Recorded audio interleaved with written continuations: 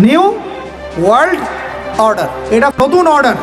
ওরা রাজনীতির ভিত্তি সাজিয়ে দিয়েছে, ওরা খিলাফাকে ধ্বংস করেছে, ওরা ওদের তন্ত্রমন্ত্র দিয়ে মুসলিম দেশগুলোকে বিভক্ত করেছে, প্রত্যেকটা দেশের ভিতরে ভিতরে ওদের মন গড়া মতবাদগুলো ঢুকিয়ে দিয়েছে, প্রত্যেকটা বিষয় তারা ইন্টারফেয়ার করে।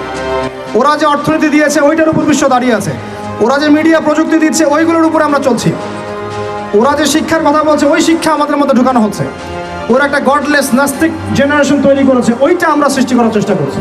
ওরা যে সুদ দিয়েছে ওর উপর অর্থনীতি চলছে, ওরা যে সংস্কৃতি দিচ্ছে ওই সংস্কৃতি সারা বিশ্বে ছড়িয়ে পড়ছে, ওরা যে পফি চালু করেছে এটা সারা বিশ্বে ছড়িয়ে পড়েছে, ওরা যে মাদকগুলো চালু করেছে সারা বিশ্বে ছড়িয়ে পড়ছে, ওরা যে সংস্কৃতি বেহায়াপনা, জেনা, ফ্রি মিক্সিং, সমকামিতা, ট্রান্সজেন্ডার একটা একটা ইস্যু ছাড়ছে, আস্তে আস্তে সারা বিশ্বে এগুলো ছড়ায় পড়তেছে। শিক্ষানীতির বাইরে নয়, ওই জিনিসটাই বাস্তবায়ন করার চেষ্টা আমরা আবার নতুন করে করছি। এটা নিউ ওয়ার্ল্ড অর্ডার।